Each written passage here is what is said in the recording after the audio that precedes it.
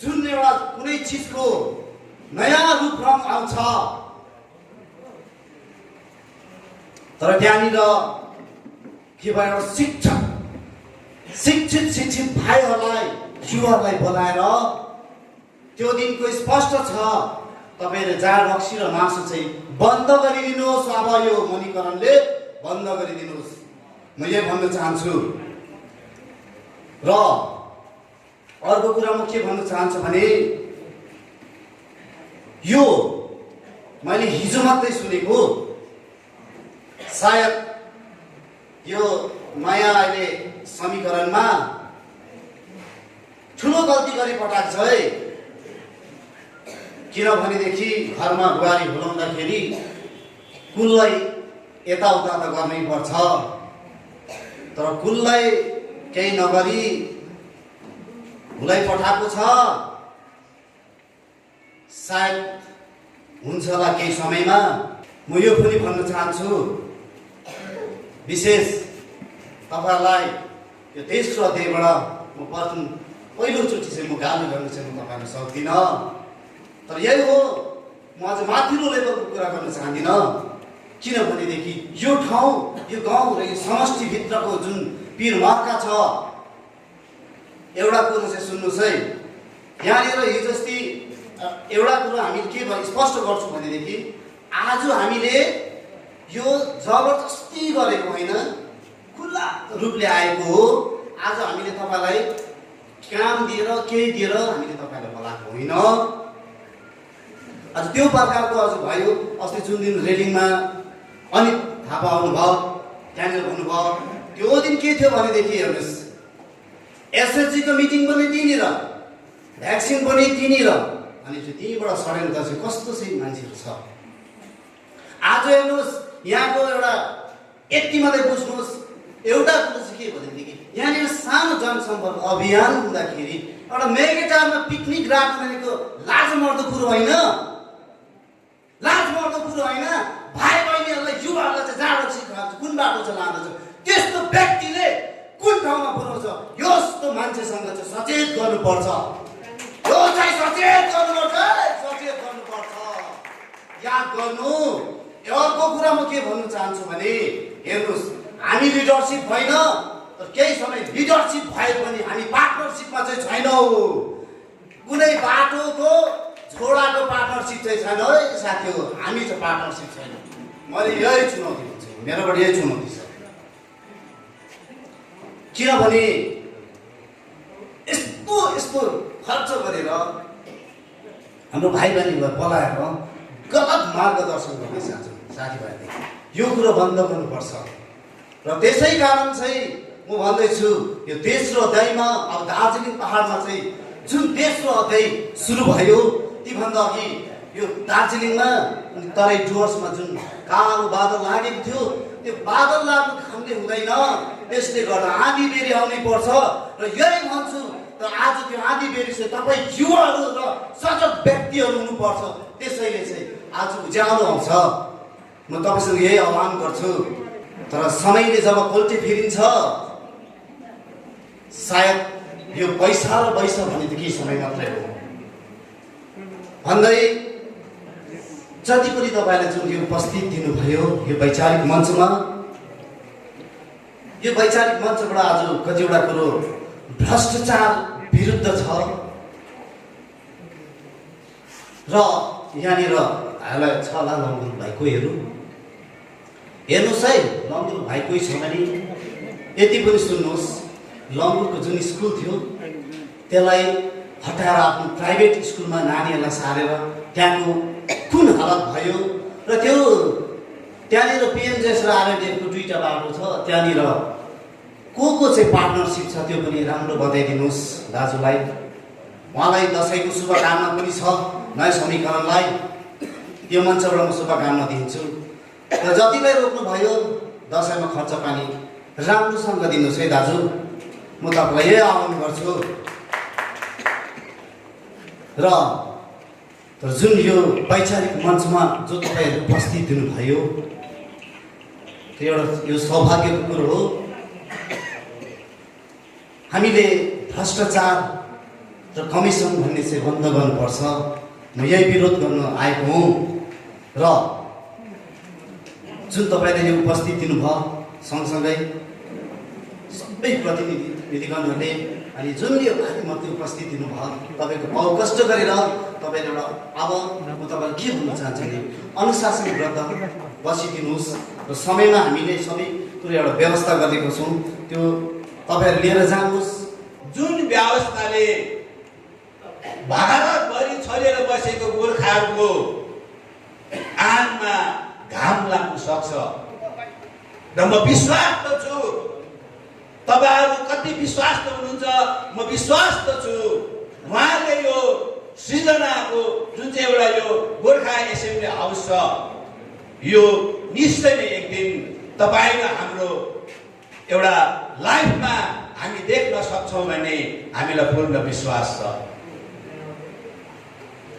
यो जुन प्रकारले यो पहाड 605 किलोमिटर यसको परिधि छ यो परिधि भित्र हामी छौं र यो हामीलाई यो जुन प्रकारले उत्तर बंगाल यो नर्थ इस्ट जोनमा उत्तर पूर्वीय क्षेत्रमा गाँप्ने कुराहरू छ।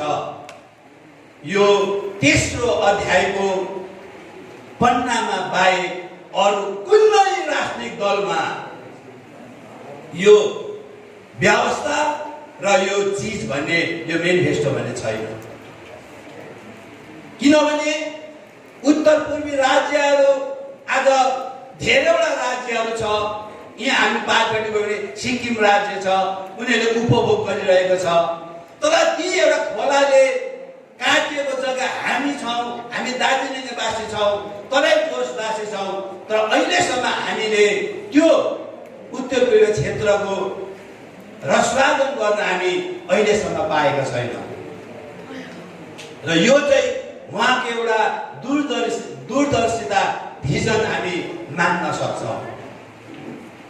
यस्तो चीजहरू छ 2005 मा जब ग्राम पञ्चायत चुनावको अन्त भयो तबसम्म पहाडमा अहिलेसम्म कुनै पनि राजनैतिक दलले यो ग्राम पञ्चायत चुनाव हुनुपर्छ भनेर कहिले आवाज उठाएन नेभर कहिले उठाएन तर उहाँले अहिले यो कुरो उठाइरहनु भएको छ। किनभने म्युनिसिपालिटीमा चुनाव हुन्छ त्यहाँ कमिसनरहरू हुन्छ भने किन गाउँ बस्ती कमान बस्तीमा आज पञ्चायत इलेक्सन हुँदैन र त्यो पनि 2 स्तरीय पञ्चायत चुनाव हुनुपर्छ भन्ने उहाँको जुन चाहिँ एउटा माग छ यसलाई हामी हाम्रो तर्फबाट एकदमै हामी समर्थन जनाउँछौं हामी अलि स्वागत जनाउँछौं। त्यति मात्र होइन पहाडमा अहिले 2टा डिस्ट्रिक्ट छ कालिम्पोङ र दार्जिलिङ यहाँ धेरैवटा महकुमाहरू बनिनु पर्ने छ अनि यो महकुमाहरू बन्यो भने ग्राम पञ्चायतहरू पनि बिस्तारै बढेर जान्छ र ग्राम पञ्चायत महकुमाहरू बन्यो भने हाम्रो पहाडको भाइ बहिनीहरूले त्यहाँ रोजगार पाउँछ त्यहाँ व्यवसाय पाउँछ र यस्तो कुरो यो तेस्रो अध्याय भित्र छ र मलाई लाग्छ म अरू राजनीतिक दलको सबै कुरो हेर्ने मान्छे म बुझ्छु कसले के भन्दैछ खाली जनता लटाउने र जनतालाई कुन प्रकारले उलाई म्यानिपुलेट गर्नुपर्ने त्यस्तो कुराहरू मात्रै छ। आज हामी यहाँ जति आएका छौं हामीले सरकारी नोकरी दिन्छौं दशैं अगाडि दिन्छौं त औँसी दिन्छौं हामी कहिले भन्दैनौं र भनेर हामी आएको पनि होइनौं तर यदि यो तेस्रो अध्याय सफल भयो भने त्यो भाइ बहिनीलाई हामी हातमा दिइसकेपछि भन्छौं कि तेस्रो अध्यायले दिएको भनेर हामी त्यति बेला भन्छौं तर अहिले हामी कसैलाई एसुरेन्स दिदैनौं। तेस्रो अध्यायले कहिले पनि बदलाको भावनाले राजनीति गर्दैन। तेस्रो अध्यायले कहिले पनि रिभेन्जको भावना गर्दैन। तेस्रो अध्याय एउटा संस्कार हो। संस्कारले नै उसको कदममा कदम मिलाएर उसँग एकदमै हेल्दी पोलिटिक्स गरेको हुन्छ। नयाँ समीकरणको होस् चाहे पुरानो समीकरणको होस्, उहाँहरू सबैलाई हाम्रो तर्फबाट दैलो खुला छ। उहाँहरू आउनु सक्छ, उहाँलाई स्वागत छ। तर मसिना भाइ बहिनीहरू होला भनेर हेप्नु अलिक त्यो चाहिँ उहाँको मूर्खतापूर्ण हो। किनभने उखान छ, नपताउने खोलाले बगाउँछ भन्ने एउटा पुरानो उखान छ। त्यस कारणले गर्दाखेरि हेर्नुहोस्, र हामी त केही होइनौँ, हामीमाथि हाम्रो प्रणेता तेस्रो अध्यायको एउटा जिन भनौँ, हाम्रो श्रद्धेय विनय तामाङजी हुनुहुन्छ। उहाँलाई आस्था र भरोसा गरेर, उहाँलाई विश्वास गरेर, उहाँको दूरदर्शिता र उहाँको लगनशीलतालाई हामीले मध्यनजर राखेर उहाँको हरेक पाइलामा हामीले साथमा साथ दिउँ, काममा काममा हामी सहयोग गरौँ। र उहाँको निम्ति हामीले धेरैवटा काम गर्नुपर्छ। गाउँमा, बस्तीमा, कमानमा गएर गर्नुपर्नेछ र त्यो पनि हामी अगाडि बढाउँदै जाउँ भन्ने म यहाँलाई सुझाव गर्न चाहन्छु। त्यस समय तपाईँले वनभोज पिकनिक त होइन, सायद रेलिङमा पनि अनि कहिले पनि मेला लाउनु सक्छ। तपाईँले 3 दिनको 4 दिनको मेला लाउनुहुन्छ होला। आज म आउँदाखेरि हठात मेगाटारमा मेला लाउनु भयो। म त सुन्दैछु शान्त छेत्री दिदी अनि एनबी खवास दाजु पनि रेलिङ कहिलेले आउँछ अरे, फेरि अर्को वनभोज राख्नुहोस् तपाईँले। 1-2 दिनमा फेरि गोर्खा जनमुक्ति मोर्चा अध्यक्ष दाजु विमल गुरुङज्यू पनि यो समष्टि आउँदैछ अरे, फेरि पिकनिक राख्नुहोस्। अब दसैँभरि पिकनिक राख्दै बस्नुहोस् तपाईँ। यति साह्रो किन डराएको? डराउने के काम छ?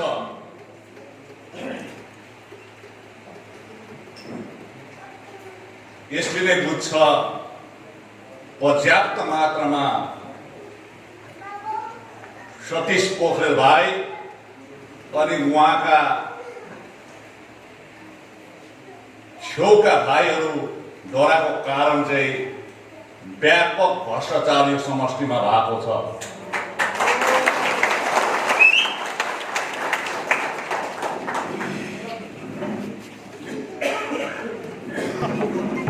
आफ्नो घरको नेता भएपछि जनताको ज्यादा सोच राख्नुपर्छ, चिन्ता राख्नुपर्छ, घरको होइन। रेलिङ कैलाली समष्टिमा फेरि गाली गरेर नभन्नु होला।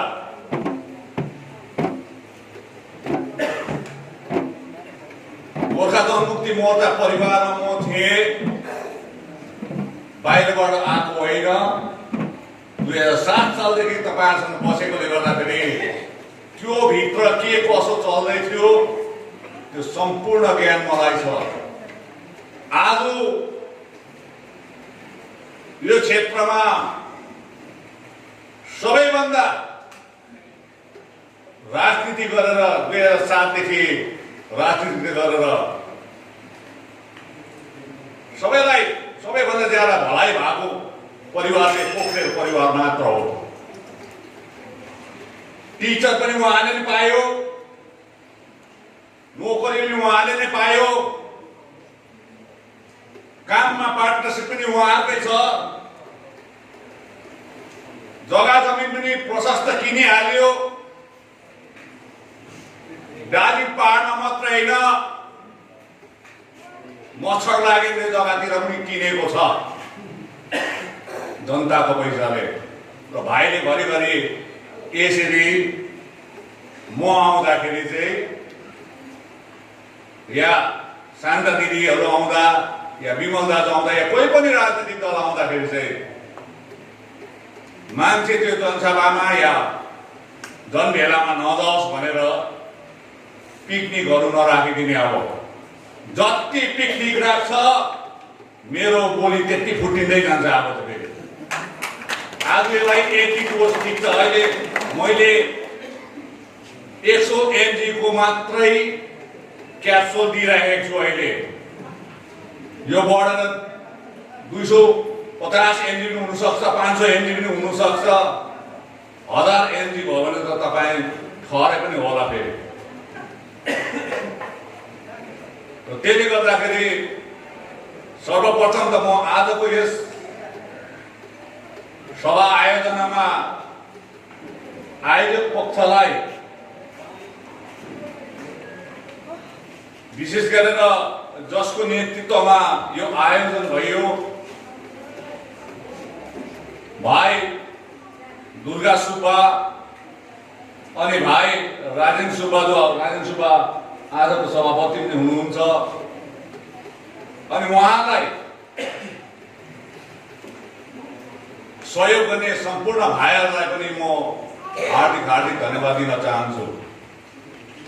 आज यो बाटोले पनि राम्रो रूप देखेको छैन। गल्ती कसको? यहाँको नेतृत्वहरूको हो। कसले कन्ट्र्याक्ट पायो? यहाँकै नेतृत्वले पाएको छ। फेरि त्यसले गर्दाखेरि मलाई गाली नगरून्। तपाईले मलाई त याददाश्त पत्र दिएको हो, एजेन्सी फिट गर्नुहोस् न भन्दाखेरि पनि नेतृत्वहरू नै मिलेर हामी नै गर्छौँ भन्यो।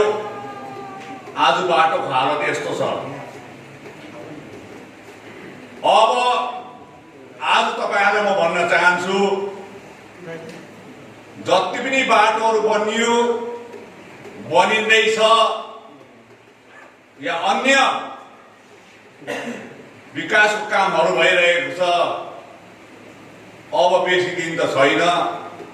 काली पूजा पछाडि सबैको त्यो बाटोघाटो या विकास काम के कस्तो हुँदैछ, कसरी हुँदैछ भनेर खोज तलास गर्ने भएको छ सरकारले।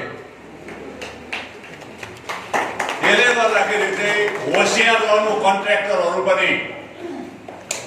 अहिले त के भन्छ अरे भने कन्ट्र्याक्टरहरूलाई पनि विनय तामाङकोमा नजानु। अरे आएको पनि छैन, पहिला म चेयरम्यान हुँदै आएन त अहिले किन आउनु फेरि?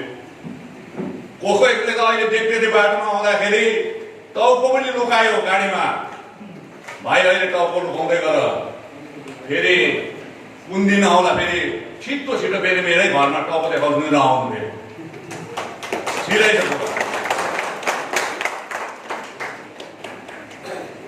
हेर्नुहोस्, म तपाईँहरूकोमा यहाँ आएको छौँ, हामी आएको छौँ। म त जिटिएको चेयरम्यान हुन्छु 1 तारिक भनेर आएको होइन। मैले तपाईँलाई लोभ पनि देखाएको छुइनँ।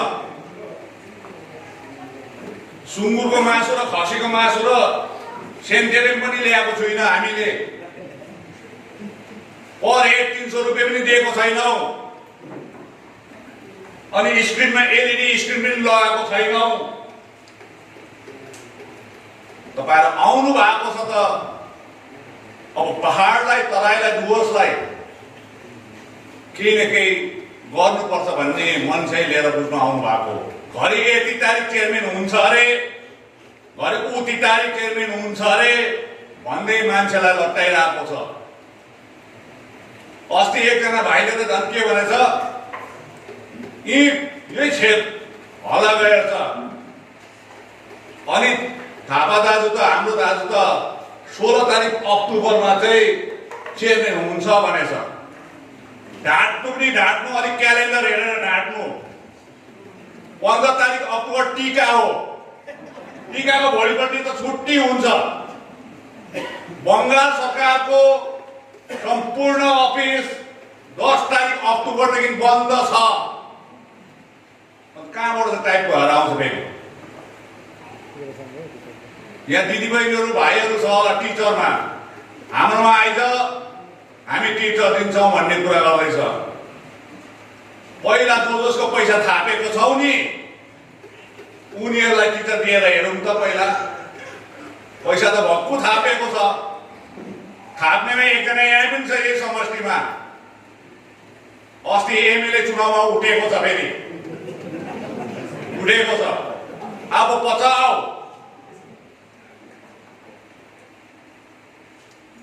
प्राइमेरी स्कुलको डिएलइडी भन्छ, ठुलोलाई बिएड भन्छ, तर डिएलइडी भन्छ। डिएलइडी को कोर्स गराइदिन्छु भनेर पनि 1.5 लाखहरू पैसा पनि उठाएको छ है। फेरि प्राइमेरी स्कुलमा नोकरी दिन्छु भनेर 3 लाखसम्म पनि उठाएको छ, 1.5 लाख पनि उठाएको छ, सेकेन्डरीमा पनि उठाएको छ। टेट एक्जाम गराएर भक्कु पैसा खाएको पनि छ है। खानेको बाछिटाहरू यता पनि छ, फेरि त्यो पैसाको बाछिटा यता पनि आएको छ। फेरि हेर्नुहोस्, यो तेस्रो अध्याय चाहिँ भ्रष्टाचारको विरोधमा, जति बेला भारतमा भ्रष्टाचार ज्यादा हो, बाहिर भतिजातवाद ज्यादा हो भन्दा अन्ना हजारे जन्मिएको थियो नि, तेस्रो अध्याय पनि तिमीहरूको लागि चाहिँ अन्ना हजारे बराबर हो।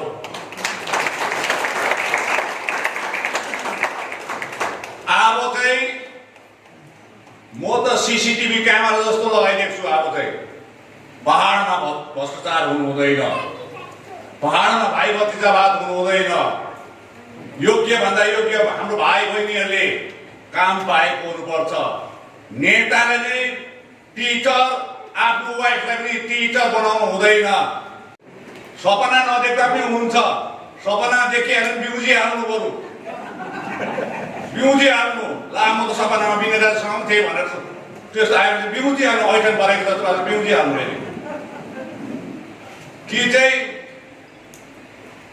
हामी झ्याकीले लगाएर फुकेर चामलहरू सिरानीमा राखिराख्नु ताकि राति सपनामा चाहिँ बिनेर नदेखाउनु भनेर म त अहिले भनिदिएको।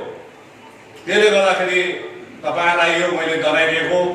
तेस्रो अध्याय के हो म यो भन्न चाहन्छु। अब तेस्रो अध्याय एउटा वैचारिक मञ्च हो। न यसको पार्टी छ, न राजनैतिक दल छ, न आज हामी राजनैतिक दलको झन्डा पनि छैन हाम्रोमा। हामी केवल जनसम्पर्क मात्रै राखिरहेको छौँ। पूर्ववक्ताले भन्नुभयो, हाम्रो तल नेजीको दाजुले पनि भन्नुभयो, तपाईँ र हाम्रो खुनमा अहिले पनि गोर्खाल्यान्ड छ। हामीलाई गोर्खाल्यान्ड भन्दा अर्को प्रिय शब्द छँदै छैन। यदि हामीले हाम्रो सबैभन्दा प्रिय शब्द के हो भनेर कसैले सोध्छ भने प्रथममा आमा आउँछ होला, दोस्रोमा गोर्खाल्यान्ड नै आउँछ। फेरि हामी त्यति साह्रो आमासित समय राखेको एउटा शब्द हो त्यो गोर्खाल्यान्ड। आफ्नो जन्म दिने आमासँग हामीले राखेको शब्द हो आमा र गोर्खाल्यान्ड। तर हामीले यो गोर्खाल्यान्डको नाममा धेरैजनालाई शहीद बनायौं, धेरैजनालाई हामीले जेलमा खुवायौं, घर जलियो, तोडफोड भयो, विस्थापित भए। तर आजसम्म जुन जग्गाबाट हामीलाई न्याय हुनु पर्थ्यो या त अलग राज्य गोर्खाल्यान्ड दिनु पर्थ्यो, त्यो दिल्ली हो। दिल्लीको सोच बदलेको छैन हामी माथि। नजिकको कुरा गर्नु हो भने 2017मा तपाईँ र हामीले भोग्यौं 105 दिनको बन्द भयो। यही समष्टिको हाम्रो भाइहरू शहीद भए। पुलिस लगायत हाम्रो सन्तानहरू 13 जना 105 दिनभित्रमा मरे। उहाँले आफ्नो प्राण दिनु पर्यो। तर दुःखको कुरो तपाईँ र हामीले गोर्खाल्यान्डको नाममा 2014 सालमा भारतीय जनता पार्टीको उम्मेदवार श्री एसएस आलवालेले करिबन 4 लाख भोटले जिताएर पठायौं। तर त्यो 105 दिनको आन्दोलनको समयमा पनि जसलाई हामीले भोट दिएर सांसद बनायौं, पछिबाट मिनिस्टर अफ स्टेट पनि भए केन्द्र सरकारमा, एक शब्द हाम्रो मान्छे मारिँदाखेरि समवेदना एउटा कन्डोलेन्स मेसेज गर्दाखेरि आएन। केन्द्र सरकार अहिले हामीले बङ्गाल सरकारलाई गाली गर्छौँ, तपाईँ हामीले मान्छे मार्ने चाहिँ बङ्गाल सरकार हो भन्छौँ। पहिला 86 को आन्दोलनमा पनि मान्छे मार्ने वामपन्थी सरकार थियो भनेर भन्छौँ। तर आज तपाईँलाई म भन्न चाहन्छु, हेर्नुहोस् 105 दिनको यहाँ आन्दोलन रहँदाखेरि जब यहाँ झमेला भयो 8 तारिकका जुन 2017 को दिन भानुभवनमा जब झगडा भयो, झमेला भयो, 10 तारिक बेलुकी केन्द्र सरकारले आसामबाट 2 कम्पनी सिआरपी यही दार्जिलिङमा पठाइदिएको हो।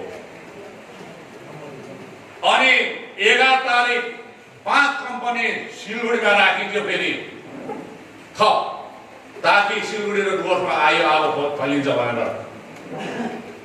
आज जुन सरकारले गोर्खाल्यान्ड दिनुपर्छ आजसम्म त्यो सरकार चुपचाप छ। म 2टा घटना तपाईँलाई भन्न चाहन्छु जो अस्ति मैले सानसिंहमा पनि भने। हेर्नुहोस्, म त प्रत्येक डेलिगेसनमा जाने व्यक्ति हो। 2007 देखि यता 2013 पछाडि पनि गएँ म। प्रधानमन्त्री नरेन्द्र मोदीजी जब प्रधानमन्त्री भयो 2014 मा, त्यो पछाडि 4 पल्ट डेलिगेसन जाँदाखेरि प्रधानमन्त्रीलाई भेट्ने 4 पल्ट डेलिगेसनमा म पनि हो एकजना। त्यस समय तपाईँले यहाँ देख्नुहुन्छ नि, आज म यहाँ क्यामेराको अगाडि भाइरको अगाडि भनिदिन्छु, लाइभ जाँदैछ सुन्नुहोस्। तपाईँ हामी यहाँ हुँदैछ के हुँदैछ बिचारा जनतालाई केही थाहा हुँदैन, उता के हुन्छ हेर्नुहोस्।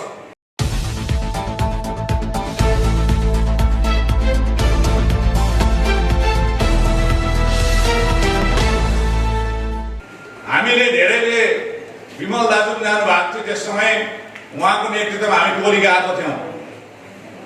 अनि फर्किने दिनसम्म पनि अमित शाहले चाहिँ एपोइन्टमेन्ट दिएको थिएन, तर अन्यलाई त हामीले भेटेका थियौँ। तर जाने दिनमा चाहिँ जुन दिन चाहिँ हामी फर्केर आउनुपर्ने त्यही दिन बिहान चाहिँ बोलाइ पठायो।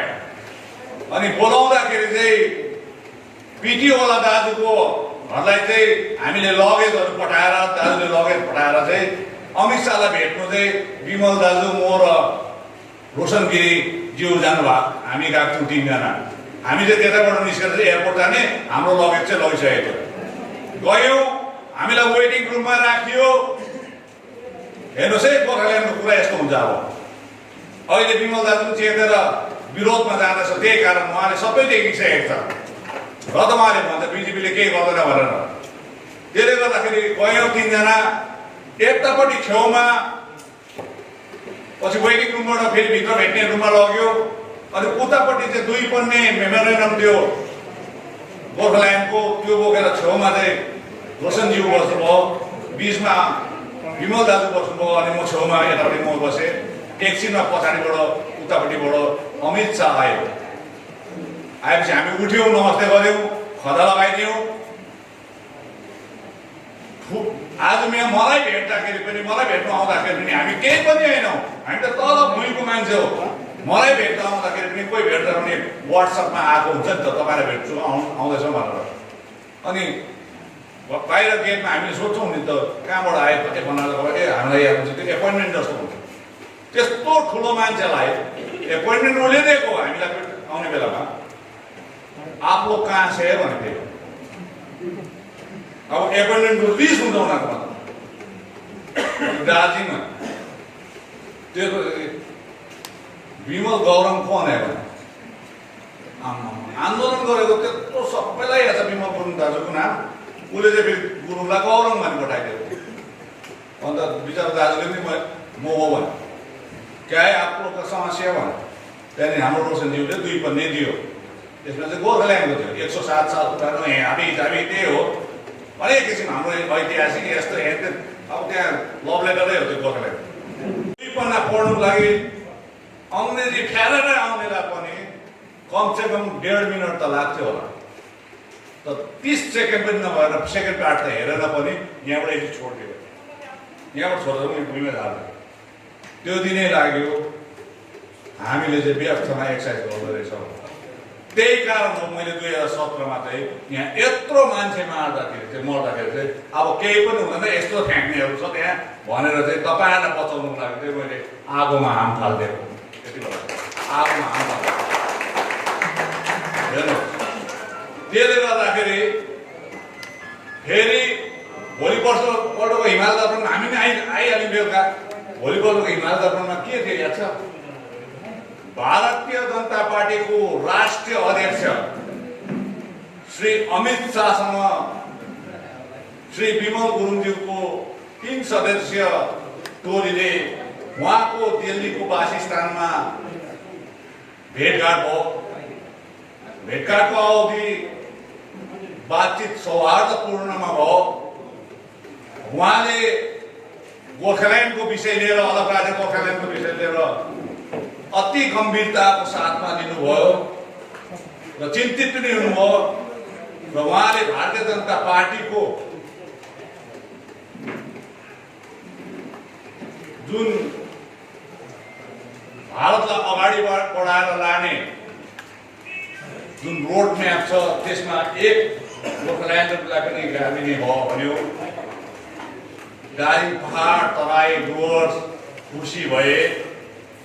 पटेका पनि पड्काएको छ हामी आइसकेर। विश्वभरिको गोर्खा भारतीय गोर्खा पनि खुसी भए तर गोर्खाल्यान्ड भने भएन। अरू थुप्रै घटना छ। म त एक दुईवटा मात्रै भन्छु। मैले पहिलादेखि भन्थेँ नि मैले यो सबै भनेर 7 घन्टा भाषण गर्नुपर्छ भन्थेँ नि म। सबै कहानी बाबाजीहरू त सबै छ कहानी तर यो बाबाजी पनि भन्दिनँ अहिले। गुरुजी बाबाजी सबै छ नि यहाँ त। आमा गोर्खाल्यान्डलाई हाम्रो शब्दलाई आमा जस्तो शब्दलाई चाहिँ खेलबाड गर्ने त बाबाजी र गुरुजीहरू पनि छ यहाँ। त्यसले गर्दाखेरि आज तपाईँहरूलाई म भन्न चाहन्छु अर्को एउटा घटना हेर्नुहोस्। 4 पल्ट प्रधानमन्त्रीलाई भेटियो। सम्मिलित हुने नेतृत्वहरू सबै जीवित छ, कोही मरेको छैन। विमल दाजु पनि हुनुहुन्छ, रोशनज्यू पनि हुनुहुन्छ, हर्क सर पनि हुनुहुन्छ, म पनि छु, अनित पनि छ, अरुण सिंहजी भन्ने भाइ पनि छ सौरेनीको। सबै थियौँ। पार्लियामेन्टमा भेट गर्ने भयो। पार्लियामेन्टमा एपोइन्टमेन्ट दियो नरेन्द्र मोदीले। अनि हामीले मकैबारी चियापत्तीको 4टा प्याकेट लगेको थियौँ। 2टा प्याकेट मेरोमा थियो, 2टा प्याकेट अरुण सिंहजी भाइकोमा थियो। अनि बिहान पार्लियामेन्ट पुग्यौँ, वेटिङमा राखियो। एकछिनभित्रबाट आयो खबर कि हामीलाई बोलाउँदैछ भनेपछि सब गयो। उहाँ उठेको रहेछ। उठेर सबैलाई नमस्ते गर्यो। नमस्ते गरिसकेपछि भारतको म्याप जति ठुलो, भारतको प्रधानमन्त्रीको टेबल पनि त्यति नै ठुलो हुँदो रहेछ। 6 जना जस्तो मान्छे चाहिँ सुत्दा हुन्छ त्यहाँ। त्यत्रो ठुलो टेबल रहेछ। उहाँदेखि पारी चेयर चाहिँ एउटा मात्रै। पार्लियामेन्ट उहाँको पार्लियामेन्टको अफिसको कुरा गरेको मैले। साउथ ब्लकको कुरा गरेको होइन। नर्थ ब्लकमा त गृहमन्त्रीहरू बस्छ अनि साउथ ब्लकमा चाहिँ प्रधानमन्त्रीहरू बस्छ। अनि त्यहाँनिर मेरो चियापत्तीको प्याकेट चाहिँ विमल दाजुलाई दिएँ किनकि उहाँ अध्यक्ष थियो। उहाँकोबाट खदाएर त्यो चियापत्ती उहाँलाई दिनुपर्ने। किनभने अहिले पनि हुन त कहिलेदेखि खाएको चियापत्ती मकैबारी टी चाहिँ कहिलेदेखि प्रधानमन्त्रीले खाएको मलाई थाहा छैन। तर अहिले पनि मकैबारी टी नै खान्छ। त्यसले गर्दाखेरि उसको चोइसको खुसी खोजी लगिदिएको नि दियौँ। दिँदाखेरि अर्को 2 प्याकेट चाहिँ अरुण सिंहजी भाइको मुन्ना भन्छ उसको हातमा थियो। उसले चाहिँ रोशन गिरीज्यूलाई दिनु पर्दाखेरि यताबाट कुद्दा ओर्दा चाहिँ त्यति बेला चाहिँ मोदीले भन्यो, नरेन्द्र मोदीले फोटो खिचिहाल्नुपर्छ। अहिले फोटो खिच्छ होला भन्दाखेरि चाहिँ उसको आफ्नो फोटोग्राफर हुन्छ। हाम्रो मोबाइलहरू कोही केही लानु पाउँदैन। पार्लियामेन्टभित्र बाहिर राख्नुपर्छ, गाडीतिर राख्नुपर्छ। केही पनि हुँदैन हाम्रोमा। पर्स धरि पनि हुँदैन। सेक्युरिटी त्यस्तो टाइट हुन्छ। त्यसले गर्दाखेरि उसको फोटोग्राफर आयो। त्यो फोटोग्राफर आउँदा लाइन लाग्यो। लाइन लाग्दा चाहिँ यता अरुण सिंहजी भाइले 2 प्याकेट चाहिँ ल्याएर के अरे हाम्रो रोशनजीलाई दिँदा ओर्दा चाहिँ त्यो लाइनमा चाहिँ ऊ त्यो बिचमा परेन, साइडमा पऱ्यो। त्यसै पनि प्रधानमन्त्रीको छेउमा को बस्छ? विमल दाजु बस्नु पऱ्यो एकपट्टि, एकपट्टि एसएस आलोले बस्नु पर्यो, त्यहाँदेखि रोशन गिरिजी बस्नु पर्यो, हक सर बस्नु पर्यो, म बस्नु पर्यो, यस्तो गरेर गर्दाखेरि भ्याएन। अनि यताबाट फोटो खिच्नु आँटिसकेको थियो, जग्गा नपाउँदाखेरि अरुण सिंहजी भाइले सारिदियो। प्रधानमन्त्रीको चौकी चाहिँ सार्दाखेरि चाहिँ उसलाई त रिस उठ्यो।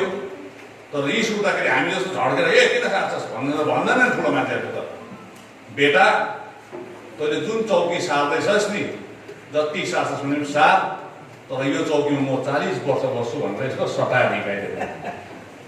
यति बेला चाहिँ हाम्रो हर्क सर, अहिले पनि कालिम्पोङमा हर्क सर हुनुहुन्छ, उहाँलाई श्रद्धा हुनुहुन्छ। उहाँ त मसँग सधैँ पनि दिल्ली जाँदा क्यालकाटा जाँदाखेरि चाहिँ मेरै रुममा सुत्थ्यो, मसँग चाहिँ हामी दुईजना रुम पार्टनर। अन्त हर्क सरको मुख कस्तो छ अब, कस्तो त हँसाउँछ, उसलाई त ट्याक्क आउँछ।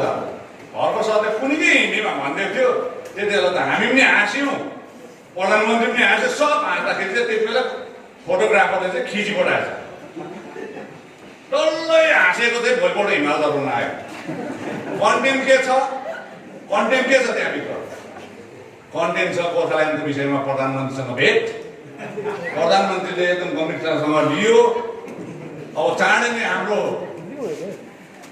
चिनारी र अस्तित्व पुरा हुने भयो भनेर देखियो। वास्तवमा त्यो चौकी सारेर हाँसेको कुरो हो। हामी चाहिँ यता फेरि आन्दोलनमा मग्न भयौँ, त्यहाँसम्म लट्किँदैछौँ हामी। तेस्रो अध्यायले चाहिँ लट्काउँदैन यस्तो कुरोमा चाहिँ। हामी गोर्खाल्यान्ड दिँदैन, अहिले उनीहरू दिने पक्षमै छैन। जब छैनै भने चाहिँ किन टाउको दुखाइरहने, फेरि किन गोर्खाल्यान्ड भनिरहने? अनि त्यति बेलासम्म चाहिँ अब तेस्रो अध्यायले चाहिँ के गर्ने त? अब हामीले चाहिँ के गर्नुपर्ने त भन्दाखेरि चाहिँ भित्र फुटेको, टुटेको, खोर्सेको, ऐना फुटेकोहरू रिपेयर गर्नुपर्छ घरमा। अब रङ पत्यारा गर्नुपर्छ, अब कोठाहरू बनाउनु पर्छ, अलिक झाडाझिलिक बनाउनु पर्छ नि। त्यसको लागि चाहिँ आज त तेस्रो अध्यायको प्रमुख मुद्दा तपाईँलाई भन्न चाहन्छु, यो पहाडको पनि हो मुद्दा, तराईको पनि हो, डुवर्सको पनि हो। तपाईँ हाम्रोमा पर्जा पट्टा छैन, जमिनको कागज पत्र छैन हाम्रोमा। एनआरसी लाग्यो भने 14वटा कागज बुझा भन्छ, त्यसमा एउटा जमिनको कागज पनि हो। आज म चेयरम्यान हुँदाखेरि, जिटे चेयरम्यान हुँदाखेरि म यो कुरोमा लागि पनि परेँ। अनि त्यहाँबाट त्यो तथ्यबाट थाहा पाए मुताबिक पहाडको 87.2 87.2% मानिसको हातमा आफ्नो 2 नम्बरको खतियान छैन। गभर्मेन्ट जमिन जसको सरकारको जमिनलाई चाहिँ 1 नम्बर खतियान भनिन्छ, त्यहाँबाट काटेर 2 नम्बर खतियानमा दिन्छ। आज हेर्नुहोस् हाम्रोमा त्यो छैन। आज दार्जिलिङ पहाड गोर्खाको किपट भन्छ। भारतीय गोर्खाको किपट कहाँ हो भनेर सोध्यो भने भारतवर्षभरिको गोर्खाहरूले दार्जिलिङ हो हाम्रो किपट भन्छ। तर हामी किपटमै बस्ने गोर्खाहरूको चाहिँ आफ्नो घर र जग्गा जमिनको एउटा कागज पनि छैन, जमिनको कागज मालिक पनि हामी बनेको छैनौँ। अनि आज गोर्खाल्यान्डको अर्को अवतार नै त्यो पर्जापट्टा हो। हामी त्यो पर्जापट्टा दिलाउँछौँ। अब पर्जापट्टा दिलाउनुको लागि हामीले दिल्लीलाई चिठी लेखिरहनु पर्दैन। पर्जापट्टा दिलाउनुको लागि भूमि अनि भूमि सुधार विभाग कसको अधीनमा छ भन्दा पश्चिम बङ्गाल सरकारको अधीनमा छ, land and land reform department. पश्चिम बङ्गाल सरकारलाई हामी नमस्ते गर्छौँ। आज सुश्री ममता ब्यानर्जीको चुनाव पनि छ भवानीपुरमा, उहाँलाई धेरै धेरै शुभकामना, शुभकामना। उहाँ मुख्यमन्त्री बनेर जाओस्। अनि हामीले पर्जापट्टाको कुरा लगेर जाँदाखेरि उहाँले सुनिदियो। हो, मेरो कार्यक्रममा पनि मैले लगेर देखेँ, अलिकति पुस भएको छैन, खेलिएको छैन, फेरि हामी गर्नेछौँ। त्यसले गर्दाखेरि यो हो। अर्को कुरो, 2005 सालदेखि पञ्चायती व्यवस्था दार्जिलिङ पहाडमा छैन। दार्जिलिङ गोर्खा हिल काउन्सिल हुँदाखेरि 1 स्तरीय ग्राम पञ्चायत थियो। बडो अनौठोको पञ्चायती व्यवस्था चाहिँ दार्जिलिङ पहाडमा छ फेरि। अनि 2005 देखि यता छैन। ब्लक अफिस छ, ग्राम पञ्चायत सेक्रेटरी पनि छ, एक्जिक्युटिभ एसिस्टेन्ट भनेर अर्को पद पनि खोलिदिएको छ, तर जनप्रतिनिधि भने त्यहाँ छैन। र तेस्रो अध्यायले हामीले माग गरेका छौँ सरकारलाई कि आउँदो दिनहरूमा चाँडोभन्दा चाँडो यो 15-16 वर्षसम्म नभएको पञ्चायती राज, भारतको सबै जग्गातिर पञ्चायती राज छ तर यहाँ चाहिँ छैन र जनप्रतिनिधि हुनुपर्छ भनेर चाहिँ पहाडमा 2 स्तरीय, 1 स्तरीय होइन 2 स्तरीय ग्राम पञ्चायत व्यवस्था हुनुपर्छ। ग्राम पञ्चायत र पञ्चायत समिति भन्ने हाम्रो माग हो। आज दार्जिलिङ एउटा महकुमा हो, खरसाङ एउटा महकुमा हो, सिलगढी पनि एउटा महकुमा हो। मिरिक पनि महकुमा दर्जा त दिएको छ, तर त्यसको पूर्णतया दर्जा दिएको नभएको लागि मिरिकलाई पनि पूर्णतया दर्जा दिनुपर्छ भन्ने हाम्रो माग हो। साथसाथै जनसङ्ख्याको अनुपातमा, भोटर्सको अनुपातमा अनि टोपोग्राफीको अनुपातमा हेराइलाई हेरेर दार्जिलिङमा अझ थप 2वटा महकुमा हुनुपर्छ, जसमा बिजनबारी पनि एउटा महकुमा घोषित गर्नुपर्छ। त्यो सरकारसँग हामी माग गर्दैछौँ। साथसाथै मङ्पू, लाटपन्चर, सिटोङ अनि तकदाहलाई लिएर अर्को महकुमा बनिनुपर्छ, यो पनि हाम्रो माग हो। हामी जति जति आन्दोलन गऱ्यौँ त्यति हाम्रो जग्गा सानो गरेर गयो। अब चाहिँ हामी जग्गा ठुलो बनाउन चाहँदैछौँ, प्रतिनिधि ज्यादा होस् भन्ने चाहँदैछौँ। यो प्रशासनिक व्यवस्था जनताको लागि राम्रो होस् भन्नका खातिर यो सबै गरिएको हो। मेरो समयकालमा दार्जिलिङ हिल युनिभर्सिटी बनियो, घोषणा भयो, क्याबिनेटले पास भयो, एसेम्ब्लीमा पास भयो। सुश्री ममता ब्यानर्जीले चौरस्ताबाट त्यसको भूमि पूजा पनि गरिदिनु भयो।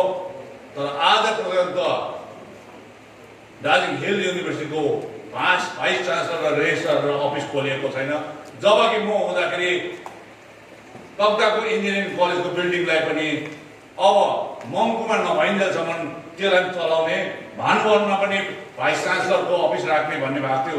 भाइस चान्सलरको प्यानल लिस्ट पनि बुझाइदिएको थियो 5 मेम्बर्स कमिटीले, तर आजसम्म भएन।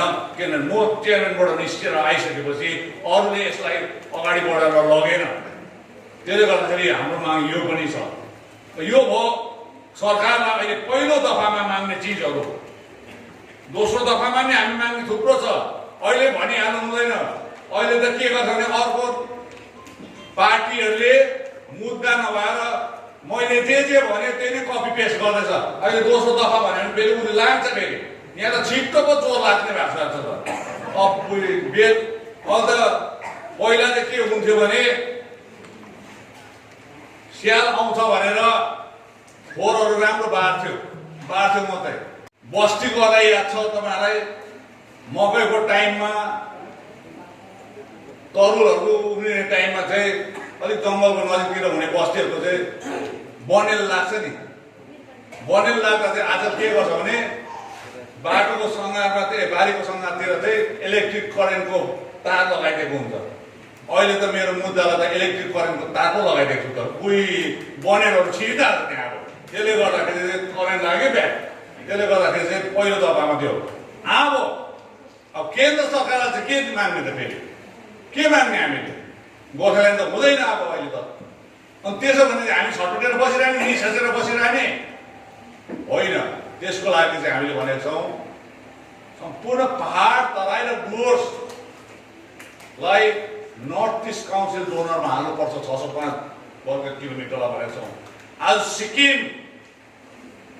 नर्थ इस्ट काउन्सिल डोनरको एउटा मेम्बर हो। उतापट्टि नर्थ इस्टको 7वटा राज्य एउटा उनीहरू मेम्बर हो, 8वटा छ। तर यो बिचमा सिक्किम र आसामपट्टिको 7वटा राज्यको बिचको भाग 605 किलोमिटर, जसमा इकोनोमिक ब्याकवर्डनेस भन्ने कुरा आउँछ। सिक्किम पनि इकोनोमिक ब्याकवर्डले गर्दाखेरि 45 भनेर त्यो दिएको हो। त्यसले गर्दाखेरि हामी उनीहरूभन्दा पनि 10 गुणा ब्याकवर्डमा छौँ भनेर चाहिँ हामीलाई यो राख्नुपर्छ भनेर इकोनोमिक ब्याकवर्डलाई त्यो डेभलपमेन्टको लागि नर्थ इस्ट काउन्सिल यो चाहिँ केन्द्र सरकारको कुरो। अर्को भारतवर्षभरि छरेर बसेको गोर्खाहरूलाई निशासित राखेको छौँ हामी, बिमारी छौँ हामी। चिनारीको समस्या छ, अस्तित्वको समस्या छ। तर केही हदसम्म अब त्यो अस्तित्व र चिनारीको जुन दबाई अपरेसन हुँदैन तबसम्म हामीले दबाई खानुपर्छ भन्ने हेतु सम्पूर्ण भारतीय गोर्खाको लागि हामी लिङ्ग्विस्टिक माइनोरिटी पनि भाषिक अल्पसङ्ख्यक भएकोले गर्दाखेरि पनि साथसाथै हामीलाई एङ्ग्लो इन्डियनको जसरी भारतको संविधानमा रिजर्भेसन राखेको छ त्यस्तै प्रकारले हामीलाई भारतीय गोर्खालाई पनि संविधानमा रिजर्भेसन राखोस् भन्नको हेतु अल इन्डिया गोर्खा एसेम्ब्ली भन्ने एउटा PAN India statutory body form गरिदियोस् संविधानभित्र भन्ने चाहिँ हामी चाहेका हौँ।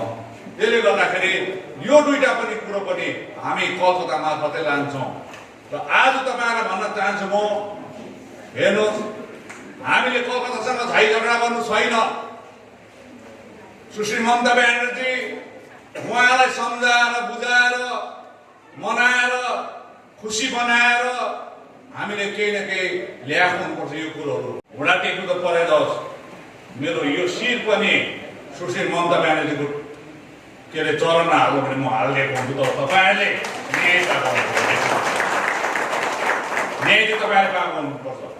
त्यति ढोकिदिँदाखेरि तपाईँहरूले जमिनको पर्दापट्टा पाए अरे, त्यति ढोकिदिँदाखेरि टु टायर सिस्टमको यहाँनिर पञ्चायत व्यवस्था आए अरे, त्यति ढोकिदिँदाखेरि बिजनबारी तपाईँको महकुमा भयो अरे, अहिले बिडिओ अफिस मात्रै छ महकुमा भयो अरे, त्यति गर्दाखेरि कालिम्पोङले 3 महकुमा पाए अरे, त्यति गर्दाखेरि मङ्पू सिटोङ लाठपन्चर अनि तक्दा मिलेर एउटा महकुमा भयो अरे, त्यति गरिदिँदाखेरि मिरिकलाई फुल फेजेड महकुमा बनियो अरे, त्यति गर्दाखेरि दार्जिलिङ युनिभर्सिटी चल्यो अरे भने त्योभन्दा टाउको त होइन। म खुट्टै धोएर खा भने म खाइदिन्छु त्यो पानी चाहिँ तपाईँको लागि अन्तिम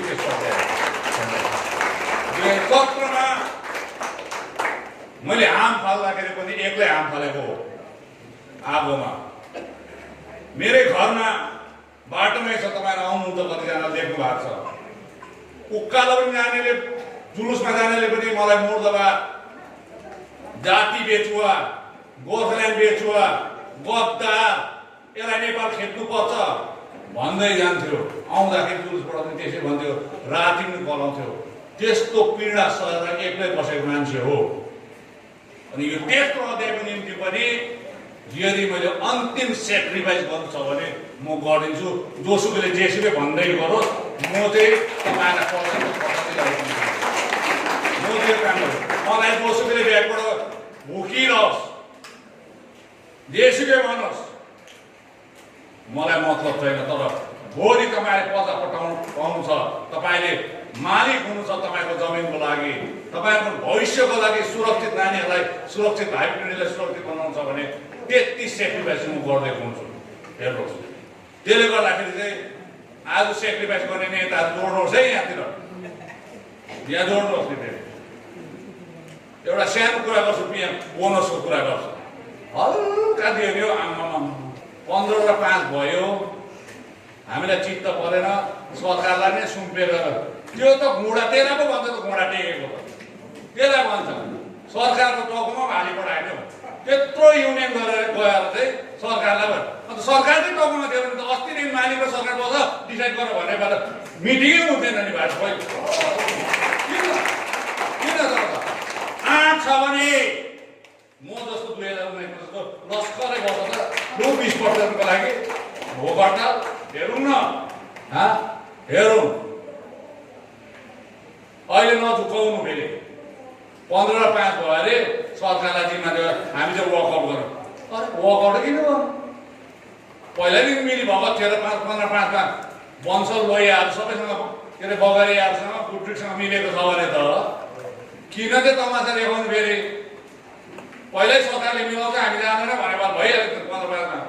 अब अहिले लास्ट अवरमा चाहिँ वर्कओभर दिएको होइन, वर्कओभर कम्पनीलाई वर्कओभर दिएको नि, पोस्ट खाली गरिदिएको नि। अब त्यसलाई भन्छ घुँडा टेकेको। घुँडा पनि केमा टेक्यो? बोनसमा। म चाहिँ घुँडा होइन टाउको पनि टेक्दैछु तपाईँको जमिनको लागि, तपाईँको भविष्यको लागि गर्दैछु। हेर्नुहोस्, मलाई त्यो जातिवादीको मतलबी टेस्ट नगरोस्, थर्मोमिटर नलगाओस्। क्लास 7 पढ्दादेखिको मेरो चाहिँ मनमा जातिवादी भन्ने भएको भाषा समितिको आन्दोलनले मलाई मनको टेस्ट नगर्दा हुन्छ। आन्दोलन हुँदा र के हुँदाखेरि जाने पाहाड छोडेर जाने मान्छे चाहिँ होइन है म। र आज अघि उहाँले भन्नुहुँदै थियो आगोमा हामीले चाहिँ हाम्रो विनय सर अहिले भुप्रोमा उफ्री के गर्ने चाहिँ अरू भन्दै थियो। मैले 2017मा पहाड विध्वंस हुँदैछ, मान्छे मर्दैछ, दुःख पाइसक्यो, स्कुलहरू बन्छ, कलेज बन्छ, हाम्रो सन्तानले दुःख पायो, सरकार केन्द्र सरकार बोलेको छैन भन्ने हेतुले हाम फालेर मैले यो पहाडलाई सामान्य बनाउन खोजेको थिएँ। तर कसैलाई मैले नेतालाई करोडपति बनाउनुको लागि मैले 2017मा सोचेको थिइनँ नि। तर आज त्यही नेताहरू आज करोडपति भएर बस्यो। कमाऊ भाइ कमाऊ, कमाउनुहोस्, घुस खानुहोस्, भ्रष्टाचार गर्नुहोस्, भाइ बच्चा गर्नुहोस्। हेर्नुहोस् धर्ममा पनि चक्र भन्ने हुन्छ। अहिले जतिजनाले कमाएको छ नेताहरूले 2017मा जो यहाँनिर सहिद भयो उनीहरूको घर बनाइदिउँ त त्यो पैसाले, उनीहरूलाई पनि गरी खाने एउटा दोकान थापिदिउँ त, अलिकति 10 लाख 15 लाख दिउँ त। लु त म तपाईँकै घरमा, तपाईँ मेरो घरमा आएर भोग्नु पर्दैन मलाई, म तपाईँको घरमा आएर भोग्छु। दुधै लिएर आउँछु, प्योर दुध, तपाईँहरूको जस्तो पानी हालेको दुध बनाइदिनँ म त। दुध त प्योरै ल्याइदिन्छु, बाल्टी पनि नसफा गरेको पानी यसो गरेर बाल्टी पनि नगरेको दुध ल्याएर आइदिन्छु। त्यसले गर्दाखेरि तपाईँलाई यो भन्न चाहेको, हेर्नुहोस् आज हामी यस्तो स्थितिमा आएको छौँ, भोलि कुनै न कुनै राजनीतिक रङ लाउनुपर्छ होला। मैले 15 तारिक जुलाईमा मैले भनेको थिएँ म यो अन्तिम जुन यात्रा जनताको लागि गर्दैछु, आम नागरिकको लागि गर्दैछु, त्यो यात्रामा भोलि दिनमा त्यो यात्रा मन परेर त्यो बाटो मन पऱ्यो भने तपाईँहरू आउन सक्नुहुन्छ। तर यात्रामा त्यो बाटो मैले अप्नाएको बाटो तपाईँलाई मन परेन भने तपाईँले सहयोग नगर्नुहोस्। तर मेरो यात्रा बाटो तपाईँलाई मन परेन भने म एक्लै भए पनि त्यो यात्रा तय गर्छु, त्यो बाटो लान्छु भनेको छु। र आज हुनु त अघि नै भनिहालेँ, यो 2-2.5 महिनामा धेरै तराईमा, डुवर्समा, पहाडमा तेस्रो अध्यायले एउटा जड बसाउँदै जाँदैछ। यो भोलिको दिनको निम्ति राम्रो कुरो हो। र आज तपाईँलाई म यो भन्न चाहन्छु, हेर्नुहोस् समय पनि बितेर गयो, 2:30 भयो, तपाईँलाई पनि भोक लागिरहेको होला। तथापि तेस्रो अध्यायले हामी मान्छे मार्दैनौँ, तेस्रो अध्यायले पोस्टर पनि टाल्दैनौँ, तेस्रो अध्यायले स्ट्राइक पनि कल गर्दैन, तेस्रो अध्यायले हामी आन्दोलन पनि गर्दैनौँ। तर एउटा वैचारिक सम्बन्ध राखेर, एउटा कूटनैतिक सम्बन्ध राखेर, एउटा राजनैतिक सम्बन्ध राज्य सरकारसँग राखेर यी समस्याहरूको समाधान हामी गर्न चाहन्छौँ। र यसको निम्ति तपाईँले केवल बिहान बेलुकी प्रार्थना मात्रै साँझ दिनुहोस्, यति नै हामी चाहन्छौँ, अरू केही पनि होइन। त्यसले गर्दाखेरि आज हामीमाथि एउटा तेस्रो अध्यायमाथि जुन विश्वास लिएर तपाईँहरू उपस्थित हुनुभयो, विशेष गरेर ठुलो जनसभा देखेको थिएन, कति वर्ष भएको थियो जनसभा मान्छे नदेखेको, एकैचोटि त्यहाँ 150 कि 200 जना देख्दाखेरि चाहिँ समाज घरभित्र गर्ने बानी सभा एकैचोटि 150-200 जना देख्दाखेरि चाहिँ अत्तालेर पहाड आगो लाउँछ भन्नुभयो। म चाहिँ आगोलाई निभाउने मान्छे हो, म चाहिँ फायर ब्रिगेड हो, 17 को फायर ब्रिगेड पनि मै हो। तपाईँहरू आगो लाउँछ नि, अहिले त झन् मेरोमा त क्यानन सटको निभाउने फायर ब्रिगेड छ, म चाहिँ निभाउँदै जान्छु। पहाडमा आगो लाग्नु हुँदैन, पहाडमा आगो लाग्नु भन्नु हुँदैन। जहाँनिर गुनासो छ, जहाँनिर आफूलाई अन्याय भएको छ, पढे लेखेको त्यहाँ बुद्धिजीवीको जमात छ भनेर भन्दैछ तपाईँको अध्यक्षले भनेपछि कलम चलाऊ कलम, मुख होइन, मुख होइन।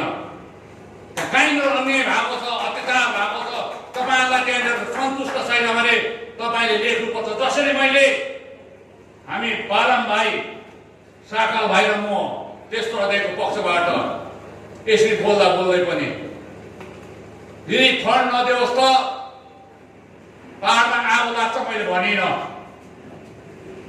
जिटिए च्याम्पियन्स रिलिफ फन्ड नदेऊ त पहाडमा आगो लाग्छ नि मैले भनिनँ है।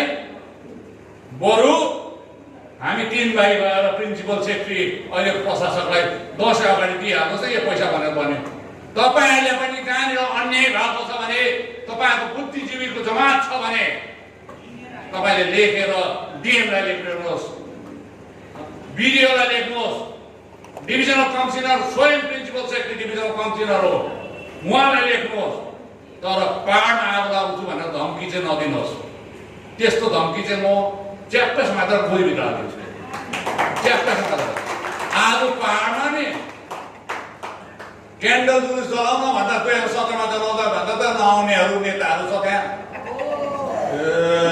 म त नि बिचारा सिभिक पुलिस भाइहरू बहिनीहरू 1-2जना मेरो 4-5वटा गाडी भएको भाइलाई त्यति बेला नि हो तमासा चौरास्ताबाट क्यान्डल जुलुस निकाल्ने मान्छेको त एक्लै बिचारा हामी कम्ती त्यहाँ ल्याएर चोक बजारमा गाड्ने हो पहाडमा शान्ति ल्याउनुको लागि। मान्छे देख्दैमा आवेशमा आएर ज्यादा नबोलिदिने। यस्तै आगोमा फेरि भन्छ हाम्रोमा सुसंस्कृत राजनीति छ अरे। हामी एकदम सुसंस्कृत गाली गलौज कसैलाई गर्दैन अरे। फेरि धम्कीले फेरि आगो लाउँछ भन्छ। आगो लाउनु नपरोस् भनेर त आफै छ बोलेको मैले सुने पनि। दाजुलाई म नम्र निवेदन तपाईँले आफ्नो स्तर नघटाउनुहोस्। म तपाईँलाई सम्मान गरेर हेर्छु। अहिले पनि मेरो हृदयमा सम्मान छ तपाईँसँग, अन्य दाजुहरूलाई पनि सम्मान छ। तर जनताले अगाडिपट्टिबाट थप्पडी मारे भन्दैमा फेरि आफ्नो गीतको लय चाहिँ नबिगार्नुहोस्।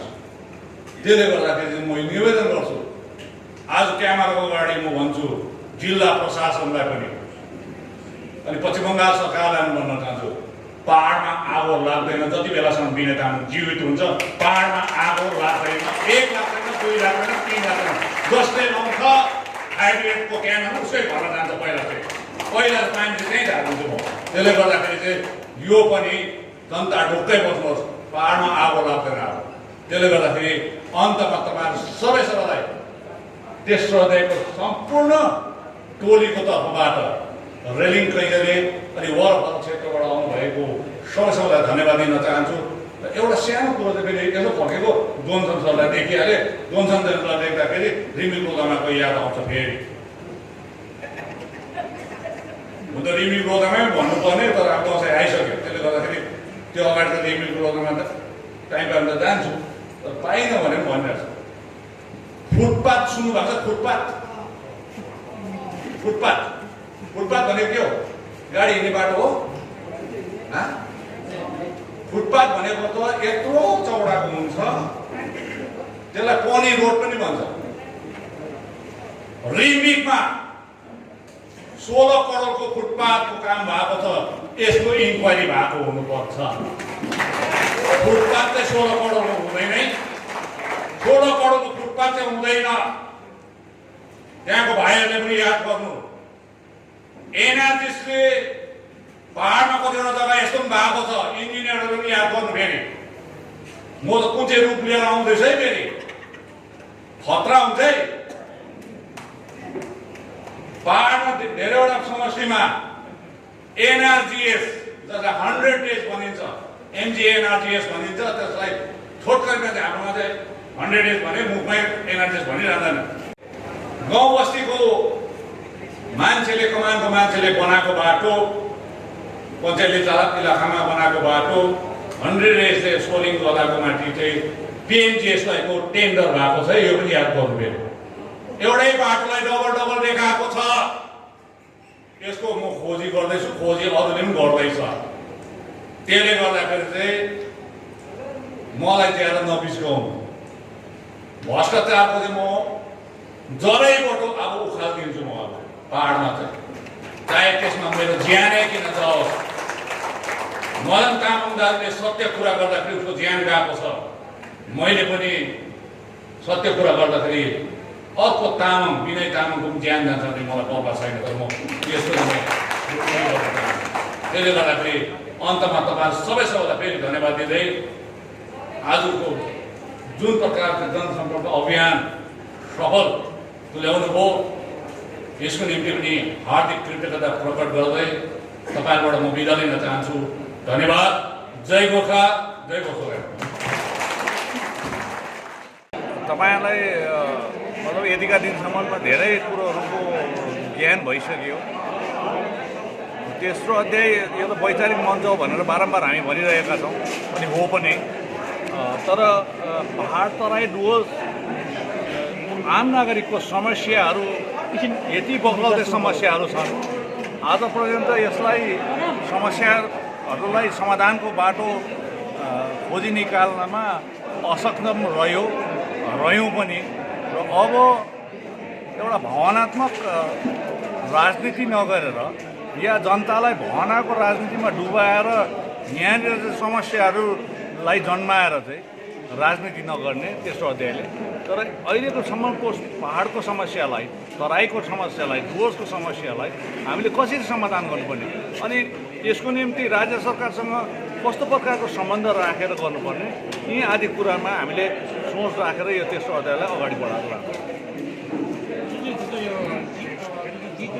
कुरा आइरहेको छ, तपाईँले जस्तो पेस पनि गर्नुभएको छ है, जिटिए गाडीको वर्तमान र यो कतिसम्मका कर घटिन्छ यो पैसा? हेर्नुहोस्, एउटा कुरो जिटिए चेयरम्यान रिलिफ फन्डको जब हामीले बारम्बार कुरा उठायौँ, त्यस पछाडि अस्ति मात्रै हामी गएर 28 तारिकको दिन मात्र हामीले जिटिएको प्रिन्सिपल सेक्रेटरी अहिलेको वर्तमान शासकलाई हामीले लिखित रूपमा यसको दसैँ अगाडि नै हाम्रो चिया बगानको श्रमिकहरूलाई बाँड्नुपर्छ भनेर हामीले निवेदन दिएका छौँ। अनि उहाँले पनि एउटा पोजिटिभली लिनुभयो यसलाई, र उहाँले भन्नुभयो केही कुरो पनि तपाईँ पनि चेयरम्यान भएकोले गर्दाखेरि केही कुरोको हामीले हुनु त यो सरकारको पैसा नभए तापनि यो केही हामीले हेलिएफएस अन्डरमा जिटिए परेकोले गर्दाखेरि हामीले केही न केही जिटिएसँग के अरे हेलिएफएससँग हामीले एउटा सुझाउ लिनुपर्छ या उहाँले एउटा सानो एनओसी लिनुपर्छ, किनभने यो चाहिँ जिटिएको अन्डरमा एउटा एकाउन्टमा रहेकोले गर्दाखेरि सायद हामीले आशा साँचेको छु दसैँ अगाडि यो जिटिए रिलिफ फन्ड हाम्रो श्रमिक सन्तानहरूलाई बाँटेको हुन्छ। दाजु, यो विशेष यो बाटोको जुन अघि तपाईँले वक्तव्यमा पनि राख्नु परिहाल्छ, अब सबै जनताहरू होइन, विशेष यो जुन यो बाटो छ अहिले जुन दार्जिलिङदेखिको यो पिडब्ल्युडी पनि भन्छ मेन रोड होइन, यहाँ जुन तपाईँले देख्नुभयो भ्रमण गरिरहेको छ, त्यो बारे पनि अलिक स्पष्ट दिनु। बाटो त तपाईँहरू हेर्नुहोस्, मभन्दा ज्यादा तपाईँहरू यो बाटोहरूमा दाजु त्यो टाइमको त तपाईँहरू चेयरम्यान हुनुहुन्थ्यो। हेर्नुहोस्, मैले भनिहालेँ, तपाईँले यो के अरे तल हाम्रो ब्लक अफिसदेखि उकालो मैले बजारसम्म यो म चेयरम्यान हुँदाखेरि यो बाटो हामीले गऱ्यौँ। त्यसपछि म चेयरम्यानको पद छोड्ने बेलामा यो टेन्डर भएको, टेन्डर हुँदाखेरि म चेयरम्यान थिएँ। र त्यति बेला यहाँका स्थानीय नेतृत्वहरूले एजेन्सी दिनुपर्नेमा सायद उहाँले एउटा एजेन्सीको पत्र चलाएर यहाँका नेतृत्वहरूले काम गरे। तर आज ती नेतृत्वहरू यहाँकै आम नागरिक हो, यहाँकै बासिन्दा हो, तर आफै नै हिँड्ने बाटो पनि आज पनि मैले देख्दैछु यो बाटो राम्रो बनिएको छैन। तपाईँले यो मात्रै नहेर्नुहोस्, तपाईँले फुलबिजनबारीदेखि हाम्रो घुमको जिरोसम्मको बाटो पनि हेर्नुहोस्, अवस्था कस्तो छ, प्यारापेटहरू भत्केर के भइरहेको छ। र यो एउटा क्वालिटी वर्क कहीँ पनि छैन। हेर्नुहोस्, क्वालिटी वर्क हुनुपर्छ भन्ने हाम्रो माग हो। आज एनआरजीएसकै 100 बाटोलाई माथिबाट कार्पेटिङ गरेर पिएमजेस पनि गरिरहेको छ, अरू काम पनि गरिरहेको छ। हेर्नुहोस्, अब यही कुरो त हामीले आवाज उठाइरहेको छौँ, भ्रष्टाचार हुनु हुँदैन भन्ने कुरो चाहिँ हो। क्वालिटी वर्क हुनुपर्छ भने जनताको अगाडि जुन चाहिँ सहुलियत जानुपर्छ, जुन हर सब सुख सुविधा जनताले हेर्नुपर्छ, त्यो चाहिँ हुनुपर्छ भने। तर अब हेर्नुहोस्, बाटोमा आएको पैसा आएर सर चाहिँ गोलीभित्र हालिसकेपछि चाहिँ त्यो क्वालिटी वर्क हुने होइन। त्यसले गर्दाखेरि चाहिँ यहाँ भ्रष्टाचार कमिसन खोरहरू चाहिँ हुनु हुँदैन, कमिसन दिनु हुँदैन। आज कोही एजेन्सीले पनि 1 रुपियाँ कमिसन नदियोस्। सरकारको टेन्डरमा जुन प्रकारले 18% जिएसटी या के इन्कम ट्याक्सहरू तिर्नुपर्छ, त्यो बाहेक चाहिँ अरूलाई किन धुपधुवार गरिरहने, अरूलाई किन लड्डु चढाइरहने। आज यो त लड्डु चढाएर धुपधुवार गर्दाखेरि चाहिँ यो एमाउन्ट घट्दै जान्छ। कन्ट्र्याक्टरले पनि कहाँबाट दियो यस्तो पैसा, त्यो कन्ट्र्याक्टरले त्यही पैसाबाट दिन्छ। त्यसले गर्दा क्वालिटी वर्क त्यहाँ गइरहेको छ। त्यसले गर्दाखेरि हामी चाहन्छौँ क्वालिटी वर्क होस्। एकपल्ट बाटो बनेपछि कमसेकम 5 वर्ष 6 वर्ष यसको आयु होस् भन्ने हाम्रो चाहन्छ। तर आज त हेर्नुहोस्, 6 महिना अगाडि लगाएको अलकत्रा 6 महिना पछाडि उकिन्छ। अब यो चाहिँ के हो? अनि यो विशेष इन्जिनियर्सहरूले पनि तपाईँहरू अफिसमा मात्रै नबस्नुहोस्, जब काम हुन्छ त्यहाँनिर रेगुलर त्यहाँ इन्सपेक्सन भएको हुनुपर्छ रेगुलरमा। अलकत्रा मेरो पनि दाजु एकजना इन्जिनियर भएकोले गर्दा अलकत्रा जुन हामीले कालो उयो गर्छौँ ट्र्याक्टर भन्छ त्यो त 1000 डिग्रीमा उम्लेको हुनुपर्छ भन्छ। अब 1000 डिग्री होइन, यहाँ त आएको त राम्रो लाग्दैन। त्यसले गर्दाखेरि चाहिँ क्वालिटी वर्क होस्, जनताले त्यही चाहेको मात्र हो। जुन विशेष त पहिले अहिले दार्जिलिङ पाहाडको है जति पनि भ्रष्टाचार भइरहेको छ यो भ्रष्टाचारलाई नै जराबाट उखाल्छु भन्ने कुरा राख्नुभयो है। यो सम्भव कसरी हुन्छ यो पनि अलिक बताइदिनु। हेर्नुहोस् यसमा त हामीले तेस्रो अध्यायले यो त जनताको सहयोग पनि चाहिन्छ यसमा। अब जनताको चाहिँ यस्तो भ्रष्टाचार हुँदैछ आँखा छोप्यो भने हुँदैन, भ्रष्टाचार हुँदैछ थाहा भइरहेको छ कान बुच्चाएर चाहिँ हुँदैन, भ्रष्टाचार हुँदैछ मुखमा पट्टी लगाएर हुँदैन। जनताको पनि आँखा खोलिएको हुनुपर्छ, आँखा खोलेर हेर्नु पऱ्यो, जनताले पनि कान खोलेर हेर्नु पऱ्यो, मुख पनि राख्नु पऱ्यो। साथसाथै जनता सँगसँगै सरकारले पनि हामीलाई यसमा सहयोग पुर्याएको हुनुपर्छ। तपाईँको ठाउँमा भ्रष्टाचार बिना जनता बिना आम नागरिक बिना सरकारको सहयोगमा यो भ्रष्टाचारलाई भ्रष्टाचारमुक्त बनाउन सक्दैनौँ। तर भ्रष्टाचार मुक्त गर्नको निम्ति सम्पूर्ण आम नागरिक जनता पनि एक हुनु आवश्यक छ। साथसाथै सरकारले पनि यसमा सहयोग गर्नु आवश्यक छ। जो तपाईँले जनताको पनि सहयोग हुनुपर्छ भन्ने कुरा त राख्नुभयो, तर जनता बोलेको खण्डमा यहाँनिर के गर्नुहुन्छ भने जति पनि पाहाडमा नेतृत्व गर्ने हुन्छ है जो कि प्रशासनसँग नजदिक भएको हुन्छ उहाँले जनता बोलेको खण्डमा प्रशासन खनाउने गर्छ, घरबाट खेतवाला गर्ने कार्य गरिरहेको हुन्छ। यसमा तपाईँ के भन्नुहुन्छ? यसमा त तपाईँको यो परिवर्तन आउनुपर्छ। आज कसैले भन्दाखेरि आज तपाईँले यो प्रश्न राम्रो गर्नुभयो। यो अहिलेसम्मको अन्तर्वार्तामा प्रथम प्रश्न यो हो तपाईँ अहिलेसम्म मैले सुनेको र आजदेखि तपाईँको यो उत्तर पनि यसरी दिन चाहन्छु। कसैलाई धम्की दिन्छ अरे, कसैलाई घरमा तोडफोड गर्छ अरे, कसैलाई त्यस्तो प्रकारको लोभ लालच देखाउँछ अरे या कसैलाई पुलिसको डर देखाउँछ भने तपाईँले सिधै मेरो घरमा आउनुहोस्, त्यो व्यक्तिको मलाई नाम भन्नुहोस्, कहिले भएको छ त्यो घटनाको सम्पूर्ण दस्तावेजहरू मतलब एउटा एभिडेन्स लिएर आउनुहोस्, त्यहाँदेखि रहेको काम हामी तेस्रो अध्यायले गर्छौँ।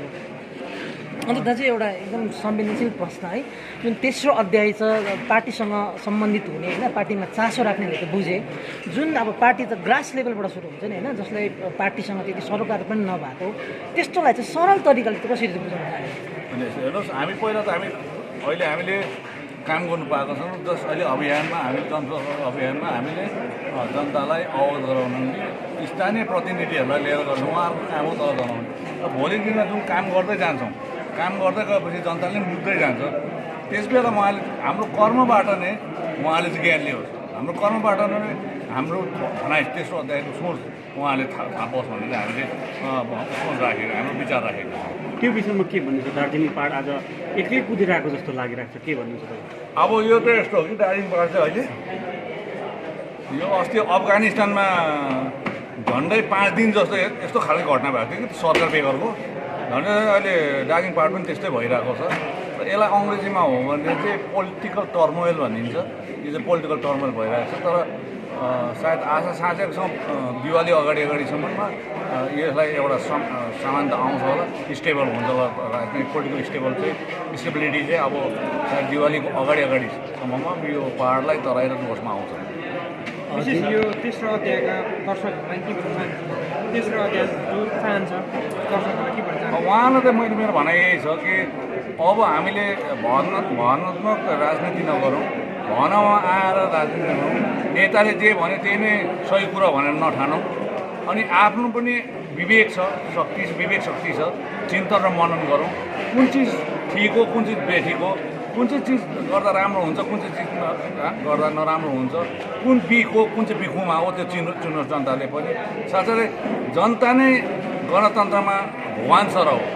आज जनतालाई नै आडमा लिएर नेताहरूले काम आफ्नो दालरोटी खाइरहेको छ भने आज ती जनतालाई चाहिँ म यो भन्न चाहन्छु, तपाईँहरूमाथि कुनै प्रकारको अत्याचार या तपाईँहरूमाथि तपाईँहरूले आफूले नै नेताहरूबाट असुरक्षित सम्झिनु हुँदैछ भने तपाईँले आफ्नो बोली फुटाउनुपर्छ।